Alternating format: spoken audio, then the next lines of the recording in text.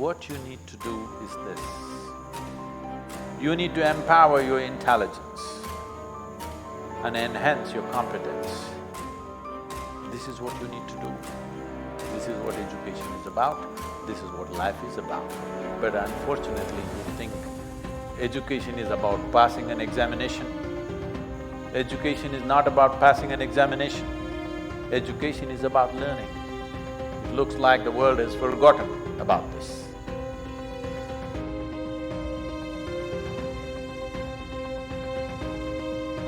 Another point about the mentality when it comes to exams. Exams are hard. Exams take a lot of time to study for and it can be stressful. But the truth is, after I've spent a couple of weeks preparing for an exam, I know that I've studied my best and I've put in the hours and I've put in the effort. If a bunch of questions come up that I've never seen the material for before, that's life. And if I don't do so well, that's okay. I've already done everything that I can in my power to put myself in the best position to do well. If I don't end up doing well, that doesn't mean that it wasn't worth it, all the work that I put in, and that doesn't mean that I didn't make the right decisions when I was studying. That mentality of knowing that you're doing what you can, you're putting in the effort, you're putting in the work, is what helps me de-stress and not worry about upcoming exams. So when we have an exam at the end of the year or at the end of a semester, we'll usually have somewhere between 1 to 3 weeks off from school in order to study. During that time, of course, I study very, very hard and I do a lot of work. However, in reality, I've actually been working towards studying for this exam from the very beginning of that school year, and that's because I take my notes every single day. Whether that's for lectures, tutorials, workshops, whatever it is, every day I put in a small amount of work. So for example, today I have 5 lectures scheduled, and that means by either today or tomorrow I will have written all of my notes for those 5 lectures. So when it comes exam time in December, all I have to do is read them, learn them, memorize them, and I don't have to start from scratch writing those notes or learning that material because I already did it a couple of months ago in September. I will have already seen all of the material that's going to be tested at least once. So when you're reading it again, it's almost like a second read through. It's like you're building on the foundation of knowledge that you already have. Secondly, around exam time, in those 1 to 3 weeks that we have off in order to prepare for exams, I really do put in the work. Of course, I still maintain a balanced life by going to the gym, doing exercise, seeing my friends, etc. But here the priority is studying for my exams. And during this period, I always study for the exact same number of hours and I always study with the exact same routine. I set myself a goal of 8 hours of studying in a day. I wake up at 7, I'm at the library and I start studying at 9. I study from 9 till 1, take a 2-hour lunch break and chill break from 1 till 3, study again from 3 till 7. Now following this, or if I'm still in the studying mood and I feel like I can do more, I'll take a 1-hour break from 7 till 8 and then study from 8 till 9 or 8 till 10 depending on how I'm feeling or how close I am to the exam or how much material there is left, etc.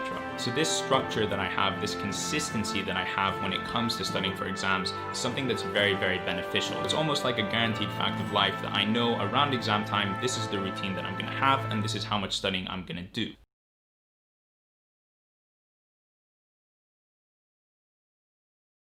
For one who is unwavering in his intention,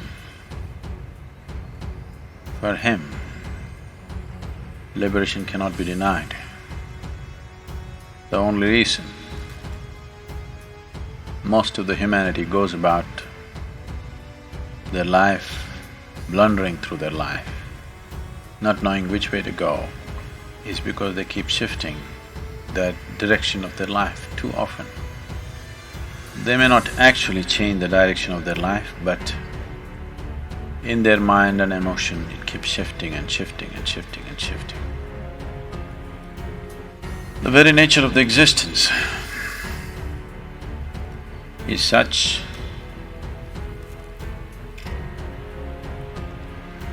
today it is also a scientific fact,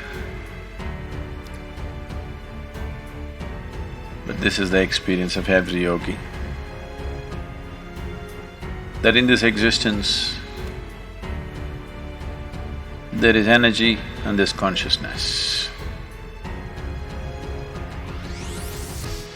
There is no such thing as physical matter.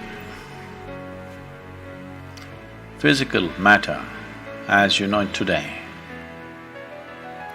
is just concentrated patterns of energy.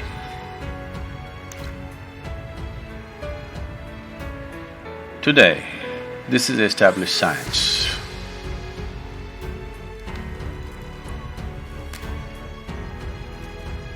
But more than 40,000 years ago, when Shiva spoke, he spoke clearly.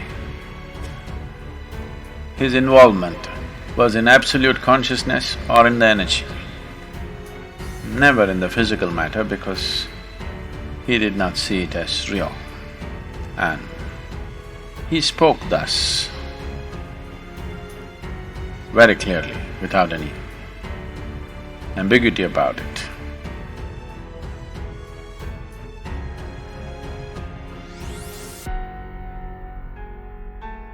Do you see somebody is waiting for someone they badly want to see? Only 10 minutes. In the 10 minutes, they will look at the watch 25 times. Why? They want to prepone it. You're doing something that you don't want to do, so you want to postpone it. I'm asking, why the hell are you doing something that you don't want to do? No, because if I do this, I will get that, I will get that. That's not the point. There's nothing to get in this life. There's really nothing to get in this life. Either you lived this life in a profound and intense manner, or you did not. What will you get in the end? Only thing is the process of life. How wonderfully did you live? That's all there is. So if you are doing something really wonderful, do you want to prepone it or postpone it? Prepone it. So you must find what is it that you really want to do. If you find that one thing, you will always prepone everything, not postpone.